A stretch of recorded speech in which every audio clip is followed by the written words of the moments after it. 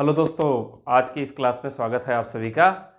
आज मैंने कल की क्लास में यानी कि जस्ट पिछली वाले में एंशिएंट हिस्ट्री के चैप्टर की लिस्ट बताई थी जो बहुत इंपॉर्टेंट चैप्टर्स थे।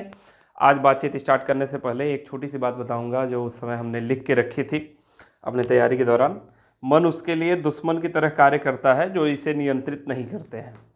यह श्रीमद् भगवद गीता की 2 लाइनें हैं। मन उसके लिए दुश्मन की तरह कार्य करता है जो उसे नियंत्रित नहीं करते हैं। ये एक टेस्ट सीरीज के में मैंने देखा था, ये कोटेशन था और श्रीमद् भगवद गीता का कोटेशन था, उस पर आपका पर्सपेक्टिव पूछा गया था। और ये लाइन एकदम आपको ज़रूरत पड़ने वाली है आपकी पूरी तैयारी के दौरान कि आप अपने मन को नियंत्रित रखें। और आइए फिर उस पर टाइम वेस्ट नहीं करेंगे, हम बात करते हैं आगे अपने क्लास की। मन आपका दुश्मन है अगर आप उसे नियंत्रित नहीं करते हैं, तो अपने मन को नियंत्रित रखें, पढ़ाई में लगाएं। पीसीएस प्री की परीक्षा आने वाली है तो अपने समय को वेस्ट ना करें।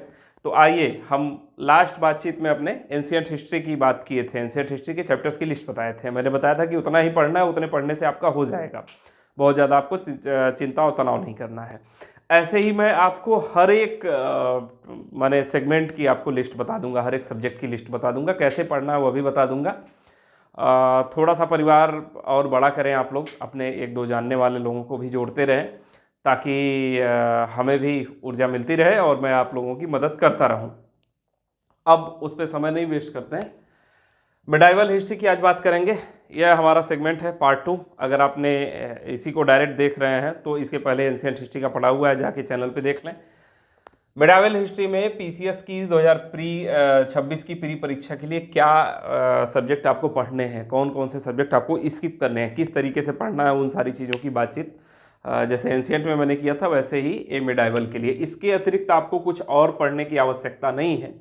अभी 1-2 चैप्टर और हैं, लास्ट में मैं बता दूंगा चैप्टर क्या वो लिस्ट है। और इसमें से ज़्यादातर चीज़ों की लिस्टिंग आपको लास्ट तक मैं आपको प्रोवाइड करा दूंगा। लास्ट तक क्या ही 1 बाय 1 करके मैं सारी चीज़ें आपको प्रोवाइड करा दूंगा, लेकिन वो तब होगा जब आप भी थोड़ा सा हमारा ध्यान रखें और 1-2 लोगों को जो आप जानते हैं उनको भी जोड़ते रहें। तो उम्मीद करते हैं इस वीडियो के बाद हमारी परिवार की संख्या 10,000 हो जाएगी, क्योंकि वह हमारे लिए भी आवश्यक है कि आपकी प्रतिक्रिया क्या आ रही है। अभी चलते हैं इस पे बात करते हैं मिडाइवल हिस्ट्री में कौन कौन से चैप्टर इंपॉर्टेंट हैं, क्योंकि कुछ भी स्किप नहीं करना है। 1 बाय 1 करके मैं सारे बता दूंगा कैसे पढ़ने हैं।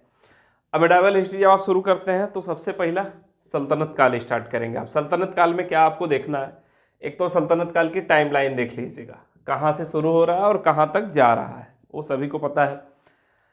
दूसरा जो सबसे इंपॉर्टेंट है, इल्तुतमिश और बलबन को देख लीजिएगा, क्योंकि ये गुलाम वंश है, लेकिन हालांकि चूंकि सल्तनत काल से जब आप शुरू कर रहे हैं तो इल्तुतमिश और बलबन को देखना जरूरी है। यह उन्हीं चीज़ों को मैं बता रहा हूँ जिसमें आपका टाइम ना वेस्ट हो, बहुत ज़्यादा आपको भटकना न पड़े, क्या पड़े। तीसरा एक पोर्शन आप देखिएगा अलाउद्दीन। अलाउद्दीन में भी क्या देखना है, मोस्ट इंपॉर्टेंट है अलाउद्दीन की युद्ध, यानी कि जो उसके युद्ध के क्रम है, और ख़ास तौर से जो उत्तर भारत है, उत्तर भारत और गुजरात आदि के उसके जो युद्ध हैं वो इम्पॉर्टेंट है। इसके अलावा सल्तनत काल में आपको कौन से टॉपिक को पढ़ना है, फिरोज शाह तुगलक, और सबसे लास्ट में सल्तनत कालीन शासन व्यवस्था। इन पांचों का जो मैंने नाम लिखा है, इन पांचों को आपको पढ़ना जरूरी है। अब आपको यह नहीं सोचना पड़ेगा कहाँ से आपको मिडाइवल हिस्ट्री शुरू करनी है और कहाँ खत्म करनी है। दूसरा जो सबसे इंपॉर्टेंट चैप्टर है मुगल काल, मुगल काल शुरू करेंगे। आपकी मिडाइवल हिस्ट्री 50% है यह। इसके अलावा अभी 2 टॉपिक और मैं लास्ट में बताऊंगा जो वीडियो के सबसे लास्ट में है, वो 50% आपका कवर करेगा। और वो कहाँ से मिलेगा आपको, कैसे सीक्वेंस में मिलेगा, वो मैं आपको 1 बाय 1 करके प्रोवाइड करता जाऊंगा। अभी लास्ट में उसकी बात करते हैं। मुगल काल में आप आएंगे, मुगल काल में आप पढ़ना शुरू करिएगा। बाबर और हुमायूं इंपॉर्टेंट है, लेकिन उतने ज़्यादा कुछ इंपॉर्टेंट नहीं है, बहुत ज़्यादा उससे प्रश्न एग्जाम में नहीं आता है। कौन से आते हैं वो लास्ट में अभी हम बता देंगे। अकबर शेरशाह के बारे में पढ़ लीजिएगा।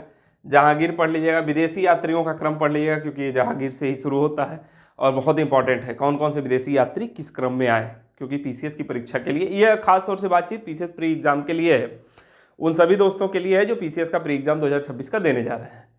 इसके अलावा शाहजहां के बाद जो चैप्टर आपको पढ़ना है, औरंगजेब पढ़ना है। औरंगजेब के बाद मुगल शासन व्यवस्था और भू राजस्व व्यवस्था। मुगल की शासन व्यवस्था और भू राजस्व व्यवस्था जरूर देख लीजिएगा, एक बार एग्जाम में जाने से पहले ये चैप्टर तैयार करने हैं। और सबसे लास्ट में इसको तैयार करना मत भूलिएगा, मुगल कालीन प्रमुख युद्ध क्रम। यह सारी चीज़ें आप नोट कर लें, यह बहुत ज़रूरी है। यह टॉपिक्स, इतने ही टॉपिक्स आपको पढ़ना है, इसके अलावा कुछ भी पढ़ने की ज़रूरत नहीं है। यह सब आजमाई गई चीज़ें हैं जो मैंने स्वयं पे पढ़ के मैंने स्वयं इसको पढ़ा है और हर साल आप परीक्षा के पेपर को मिला सकते हैं, उसमें काम आने वाली चीज़ें बहुत एनालाइज करके ये बनाई गई हैं। तो मुगलकालीन प्रमुख युद्ध क्रम, यानी कि मुगलकालीन में जो भी युद्ध हुए हैं मेन उन सारे युद्धों का पानीपत से लेके जो 1526 वाला जहाँ से शुरुआत होती है वहाँ से लेके लास्ट तक के मुगलकालीन जितने युद्ध हुए हैं उन सभी का क्रम आपको ध्यान रखना है। और लास्ट में एक चीज़ और जरूर देख लिए, उत्तर मुगलकालीन, यानी कि औरंगजेब के बाद जो मुगलकालीन शासक हैं, आई थिंक 1707 है कुछ ऐसा, उत्तर मुगलकालीन जितने भी राजा उनकी क्रोनोलॉजी कब से कब तक थे, कौन कौन से थे। अगर कब से कब तक नहीं याद हो रहा है तो कौन कौन से थे क्रोनोलॉजी बस याद रखिएगा, पहले कौन था, दूसरा कौन था, तीसरा कौन था, मोहम्मद शाह और तमाम हैं उसमें। अगला एक चैप्टर पे आएंगे, जौनपुर राज्य है। जौनपुर राज्य के बारे में जो स्वतंत्र राज्य है, अन्य भी स्वतंत्र राज्य है लेकिन जौनपुर राज्य के बारे में पढ़ लीजिएगा। अन्य स्वतंत्र राज्य अगर आप नहीं पढ़ना चाहते हैं तो अन्य स्वतंत्र राज्य और उनके संस्थापकों का केवल नाम पढ़ लीजिएगा। इसके अलावा विजयनगर साम्राज्य जरूर पढ़ लीजिएगा, और विजयनगर साम्राज्य में भी टाइम की आपकी कमी रहेगी तो स्पेशली कृष्णदेवराय के बारे में जरूर पढ़ लीजिएगा।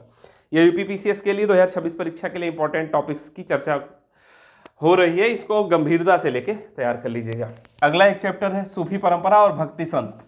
सूफी परंपरा आपको चैप्टर मिल ही जाएगा। भक्ति संत जो भी हैं उनकी स्पेशली रचनाएं जरूर देख लीजिएगा, क्योंकि जो भी मध्यकालीन भक्ति संत हैं उनकी रचनाएं इंपॉर्टेंट हैं।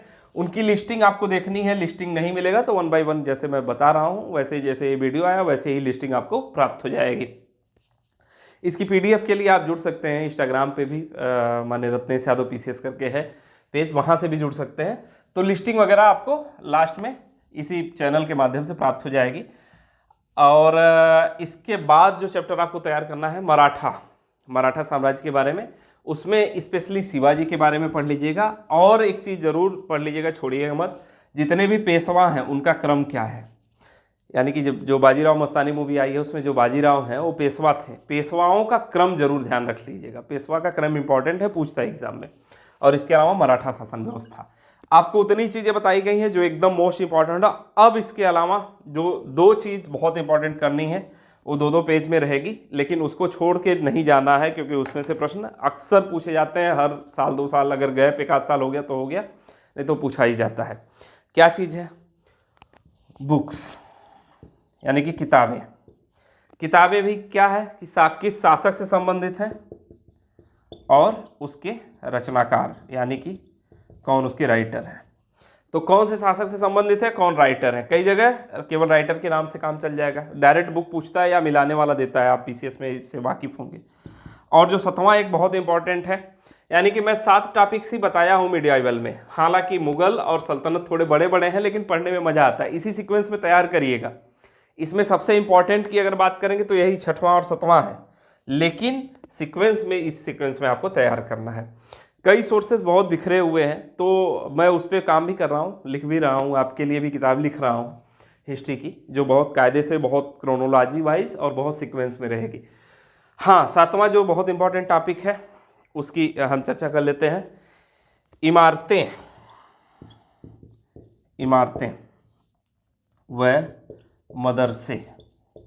मदरसे या मस्जिदें जो भी हैं, तो स्थल और संबंध, यानी कि कौन से स्थल हैं और उसका किससे संबंध है। इमारतें और मदरसे को इंपॉर्टेंट लीजिएगा, क्योंकि मस्जिद मंदिर आपका जो भी आप मानते हो उससे नहीं मतलब है, लेकिन आपके लिए इंपॉर्टेंट है क्योंकि इससे सिलेबस में क्वेश्चन माने पेपर में क्वेश्चन पूछा जाता है। तो ऐसे ही जुड़े रहें, 1 by 1 करके हम सारी चीज़ें ऐसी बता देंगे कि आपको बहुत कम मेहनत में आपका एग्जाम निकल जाएगा। उसके बावजूद अपने मन को नियंत्रित रखें। श्रीमद् भगवद गीता में कही गई बात फिर से मैं रिपीट कर रहा हूँ कि मन उसके लिए दुश्मन की भांति कार्य करता है जो इसे नियंत्रित नहीं करते हैं। सारा खेल मन का है, अगर मन पे नियंत्रण हासिल कर लेंगे तो एग्ज़ाम निकाला जा सकता है, बहुत बड़ी बात नहीं। तो ये लास्ट में जो दोनों हैं, बुक्स और इमारतें व मदरसे, इनकी मैं आपको सूची दे दूंगा, क्योंकि इसकी सूची बनाने में बहुत मेहनत लगती है और एक जगह ये मिलता नहीं है, क्योंकि हर एक चैप्टर वाइज अलग अलग है। मैं पूरे मिडाइवल हिस्ट्री की एक साथ करके आपको प्रोवाइड कर दूंगा, या तो वीडियो के माध्यम से या कमेंट बॉक्स में आप कमेंट करते रहिएगा जिससे याद आ जाए और वो चीज़ें मैं प्रोवाइड कर दूँ आपको। क्योंकि कमेंट बॉक्स में जब आप कमेंट करते हैं तो चीज़ें मैं पढ़ता हूँ तो देखता हूँ तो रिमाइंड होती हैं दिमाग में। जैसे अभी इसके पिछले वाले वीडियो एंशिएंट हिस्ट्री वाले में कई लोगों ने कमेंट बॉक्स में किया कि भैया बस इसी तरह मिडाइवल का भी बना दीजिए। एक आध लोगों का फ़ोन भी आया, मैं समझ गया था कि आपकी क्या मंशा है, तो उस पर ये अगला वीडियो है। इसके बाद मैं मॉडर्न हिस्ट्री के चैप्टर्स बता दूंगा। तब तक के लिए जुड़े रहें, अपने साथियों दोस्तों को जोड़ते रहें, अपना ख्याल रखें और पढ़ाई करते रहें डेली। माने बिना गैप के 6 से 8 घंटा डेली की पढ़ाई करनी है आपको, जब तक आपको सफलता नहीं मिल जाती है। आपकी सफलता के लिए हार्दिक शुभकामनाएं। जुड़े रहें। नमस्कार।